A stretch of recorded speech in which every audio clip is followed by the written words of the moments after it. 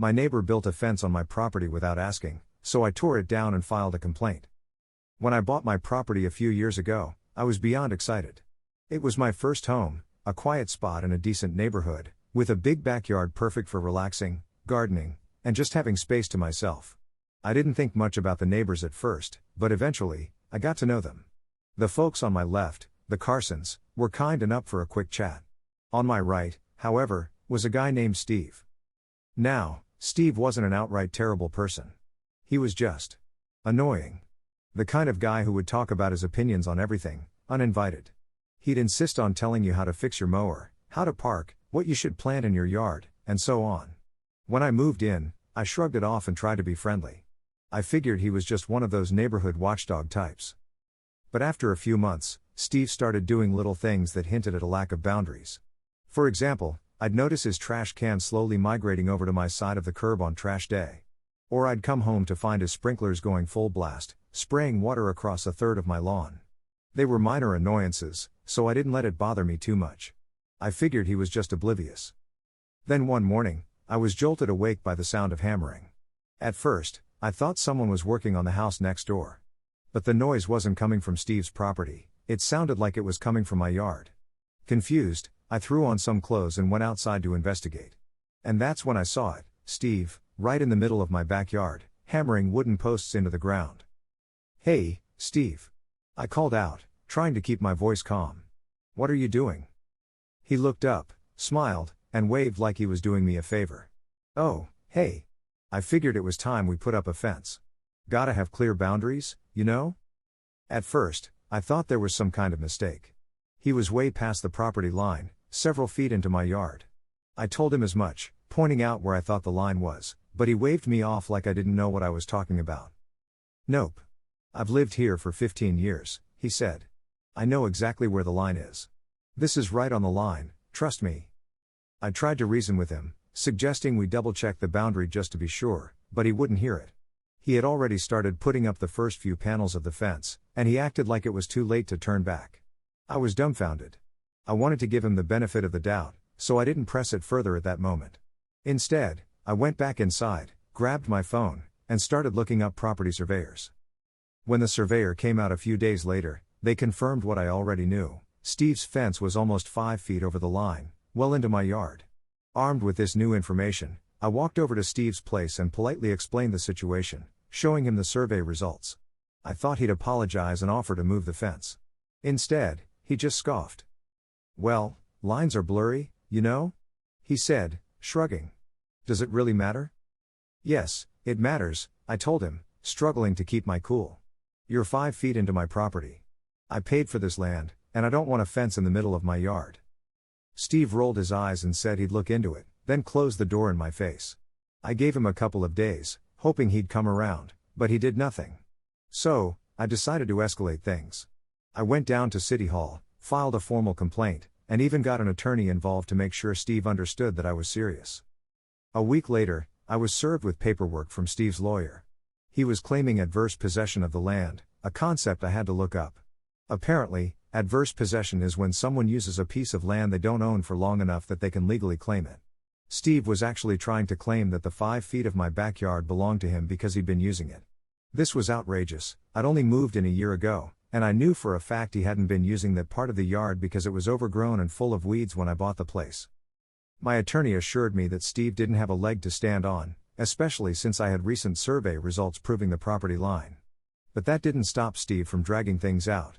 He refused to move the fence, kept claiming it was his right, and even went as far as putting up no trespassing signs on his side of the fence, my yard. By now, I was absolutely livid. I tried talking to him again, but every time, he just brushed me off, saying I was making a big deal out of nothing. It was like he believed if he ignored me long enough, I'd give up and let him keep his fence where it was. But I wasn't about to let him walk all over me. So, one weekend, I rented a power saw, put on my gloves, and went out to the fence. I started at the part that was over the line, slicing through each section of wood and dismantling it piece by piece. It was oddly satisfying to watch it come down, each plank hitting the ground as if to say, "Not today, Steve." Steve must have heard the noise because after a few minutes, he came storming out of his house, red in the face, screaming at me to stop destroying his property. I calmly explained that the fence wasn't on his property, it was on mine. And since he refused to move it, I was doing it myself. He threatened to call the police, and I told him to go right ahead. I figured they'd side with me, given that I had all the necessary documentation. Sure enough, when the police arrived, I showed them the survey results, explained the situation, and pointed out that Steve was technically trespassing. They told him he needed to stay on his side of the property line and suggested he cooperate unless he wanted further legal trouble. Steve finally backed down, but not without plenty of grumbling and muttering under his breath about pushy neighbors. I thought that would be the end of it, but, of course, Steve wasn't done. Over the next few weeks, I started noticing little things around my yard. Piles of leaves and branches started showing up near my flower beds. A few times, I found trash bags mysteriously dumped by the edge of my property.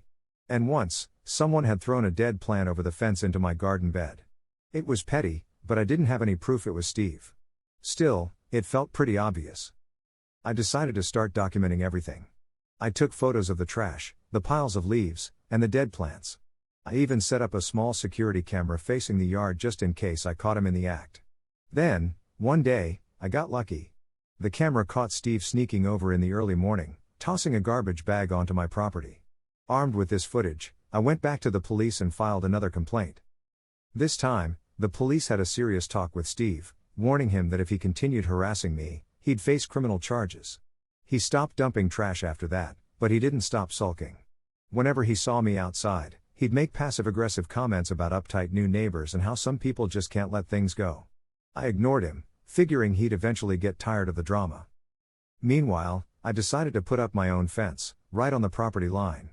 I got the permits, hired a reputable company, and had them put up a solid, high fence to make it crystal clear where my land ended and Steve's began. I even made sure the fence was a few inches within my side of the property line, just so there'd be no confusion. Steve hated the new fence. He went around the neighborhood complaining to anyone who'd listen, saying it was an eyesore and that I was ruining property values. He even claimed I was blocking his sunlight and ruining his garden, which was especially rich considering he barely had a garden at all. But I didn't care. I was done with his antics, and I wasn't going to give him an inch more than I had to. Months went by, and things quieted down. Steve mostly kept to himself, although he'd still glare at me from his side of the fence every now and then. But just when I thought I'd seen the last of his tricks, he pulled one last stunt. Right before Christmas, I noticed a package on my doorstep. It didn't have a return address, but inside was a card that read, "Merry Christmas from your wonderful neighbor." Alongside the card was a tacky holiday decoration, a giant, gaudy lawn ornament of Santa riding a flamingo, complete with flashing lights. I knew right away it had to be from Steve. It was exactly his sense of humor. I laughed it off, but instead of putting it up in my yard, I returned the favor. I marched right over to his doorstep, left it there with a little note that read, "Thanks, but no thanks," and walked away. After that, he stopped trying to get my attention, and things finally returned to normal. To this day, Steve and I don't really speak, and I've got my fence firmly in place to mark the boundary. It's a reminder of that time when I had to stand my ground, literally and figuratively. After the holiday lawn ornament incident, I thought things would finally die down. Steve had sulked around the neighborhood enough that most of our neighbors seemed to get tired of him too. Every once in a while, one of them would pull me aside to ask what the deal was between us, and I would politely tell them, Steve just has his own way of seeing things, without giving all the details. I didn't want to turn this into some big neighborhood feud, and I was fine with Steve just keeping to himself. Then, a few months later, I found out from another neighbor, Mr. Carlson, that Steve was filing a complaint with the Homeowners Association, HOA. Now, we have a relatively relaxed HOA, mostly concerned with keeping properties looking respectable and enforcing basic community rules, so this wasn't exactly the kind of thing that would usually come up in their jurisdiction. But Mr. Carlson warned me that Steve was telling anyone who would listen that I was destroying property values with my eyesore of a fence and that he was going to make sure the HOA took care of it. Sure enough, I got a letter in the mail from the HOA a week later saying I'd need to come in for a meeting to discuss boundary line disputes. I had a feeling it was just a formality, but I brought all my documentation with me, including the survey results and the permit I'd obtained for my fence. When I got to the meeting, Steve was already there, pacing around and muttering under his breath. He barely looked at me when I walked in, just gave a loud, exaggerated sigh. He started off the meeting by presenting all of his grievances to the HOA board. He claimed that I'd ruined his enjoyment of his property and that my fence was an eyesore that blocked his view. He even said I'd put it up out of spite and was intentionally trying to destroy the neighborhood's friendly atmosphere. When he finished, the board asked for my side of the story. I calmly presented my paperwork, explained that the fence was well within my rights, and showed them the survey that clearly marked the property line. I even brought up the fact that Steve had built his fence 5 feet over the line in my yard before I took it down. I mentioned the incidents of trash, dead plants, and other harassment he'd pulled after that. The board members glanced at each other, and one of them even raised an eyebrow in Steve's direction. They told me my fence was perfectly legal and that I was well within my rights to put it up. The president of the HOA even pointed out that they'd approved the fence when I filed for the permit. Steve's face got redder and redder as he realized they weren't going to side with him. When they officially dismissed his complaint, he looked like he was ready to explode. But of course, Steve wasn't one to give up that easily. After the meeting, he stormed out, and I figured that was that. But a week later, I noticed that his house was suddenly for sale. I thought maybe he was bluffing or just trying to get a reaction out of me. But within days, there were signs in his yard, and people started showing up for viewings. I have to admit, I felt a little relief. If he was moving, maybe this whole saga would finally be over. I wouldn't have to worry about his antics anymore, and I could finally enjoy my property in peace. Over the next few weeks, I watched a steady stream of potential buyers touring his house. Some of them even stopped to ask me about the neighborhood, and I did my best to give them a balanced view without getting into the whole story. Then, out of nowhere, Steve showed up at my doorstep one evening. I opened the door, and there he was, looking more frustrated than I'd ever seen him. "We need to talk," he said, not even waiting for me to invite him in. I raised an eyebrow. "About what, Steve?" He sighed and rubbed his temples. "The sale isn't going through," he muttered. "I've had multiple offers fall through because of that fence. People keep asking about it, saying it blocks the view and ruins the yard." I crossed my arms and looked him dead in the eye. "Steve, you're the one who forced me to put that fence up." His face went through a range of emotions, from anger to defeat to resignation. He muttered something about being neighbors and finding a solution, but I wasn't about to budge.